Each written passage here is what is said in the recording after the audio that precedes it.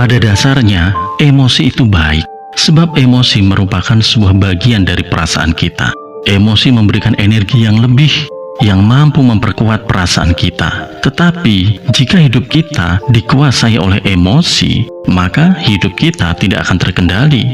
Seseorang yang hidupnya dikuasai oleh emosi, mereka akan cenderung bertindak berlebihan, marah, cepat putus asa, dendam, benci, dan lain sebagainya. Namun ketika seseorang mampu mengendalikan emosinya, dia akan mendapatkan energi yang lebih.